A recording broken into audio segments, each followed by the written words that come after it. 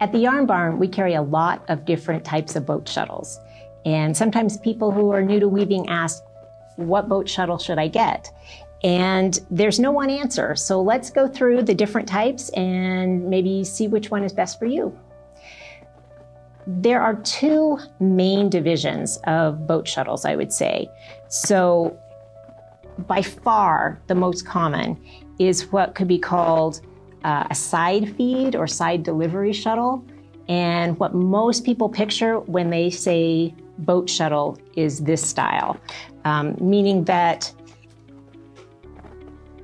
a bobbin goes onto the spindle and the yarn comes out through a slit or a hole in the side of the shuttle.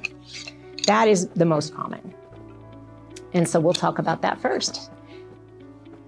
When you're looking at shuttles, or at least when I'm at home weaving and I'm trying to decide what shuttle to use for a project, the first thing that comes to mind is size. So what size is best for the project I'm working on? And there's not an iron rule, but in general, the narrower the weaving width, the smaller the shuttle I use. So let's start with the little guys.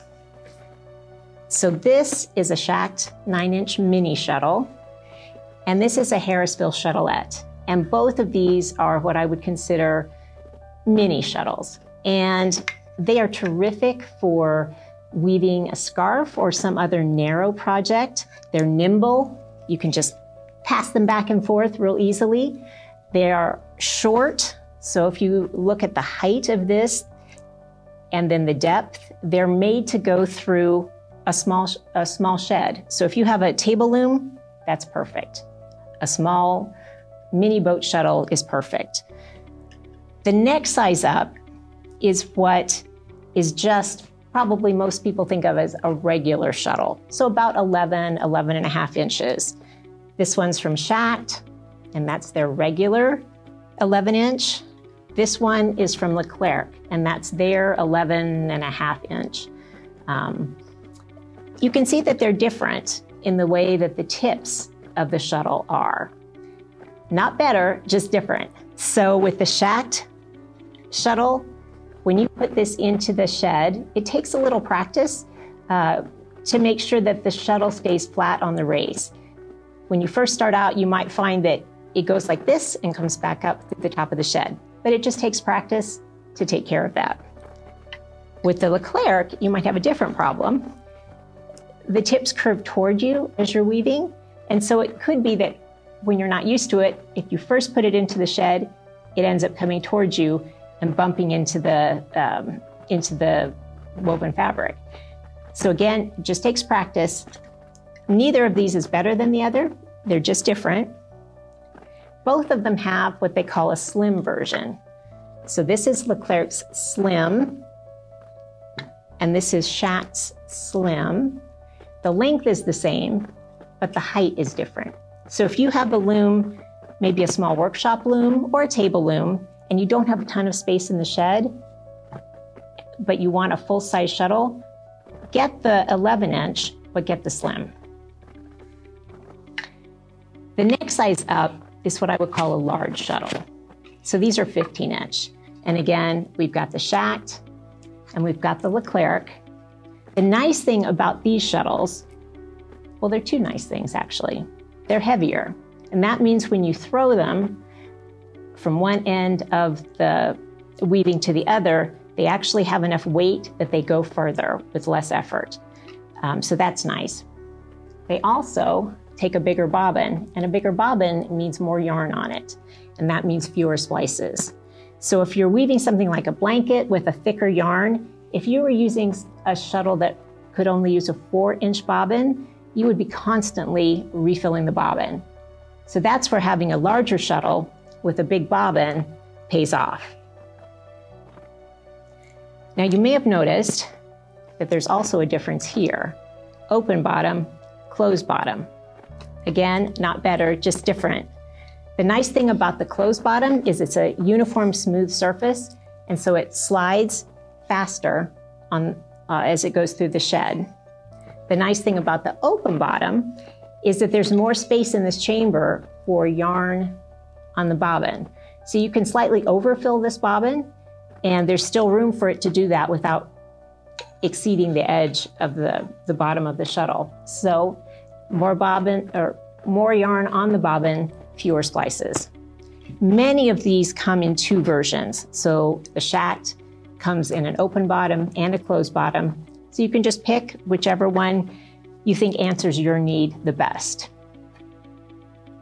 Now we have some shuttles that are more specialty shuttles. So this is a double bobbin boat shuttle. It's got two chambers,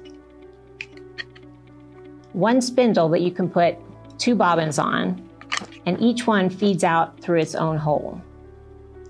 Now this is what you would use if you were going to want to use two strands of yarn as your weft together. And you could either do two bobbins of the same color, which is kind of like using a thicker yarn than the one that you have. They just act together throughout, one strand of each. Or you can use two different yarns and get interesting color combinations or textures. And again, there's a Leclerc version, there's a shacked version. So you can go with the one that works the best for you. Here's one of my favorites. This is a roller shuttle.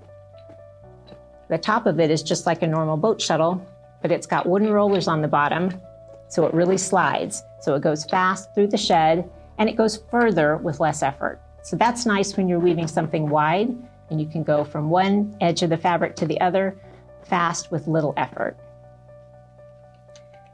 Now this wonder is a Louette Flying Dutchman shuttle.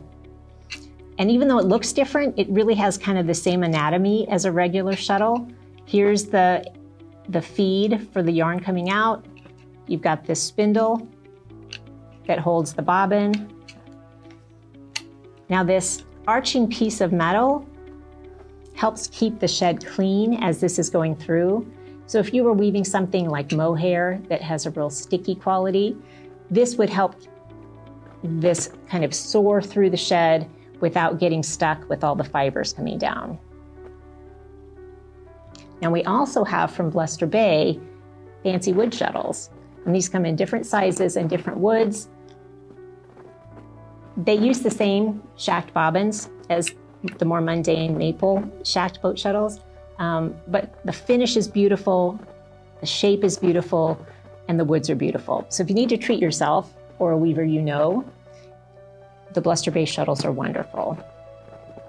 Now the last shuttle to talk about is kind of a different creature, and it is an end feed or end delivery shuttle. Now we talked about how with a more standard shuttle, the yarn goes through the side. With this, the yarn comes through the end and then goes out this little slot.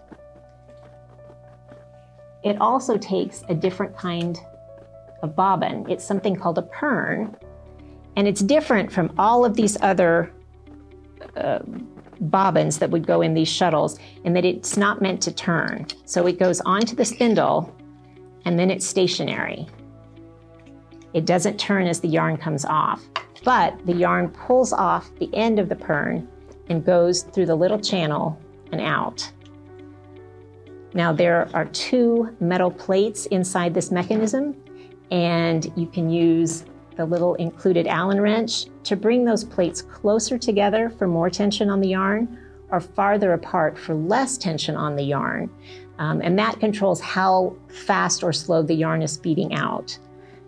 Now, because there's no bobbin on the spindle rolling around and bouncing back and forth, the yarn comes off much more smoothly. So for people who are challenged with uneven edges,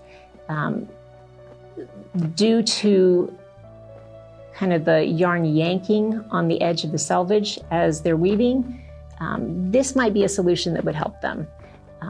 It's pricey, but for some people, it's a godsend. So those are the different kinds of shuttles that are available at the Yarn Barn.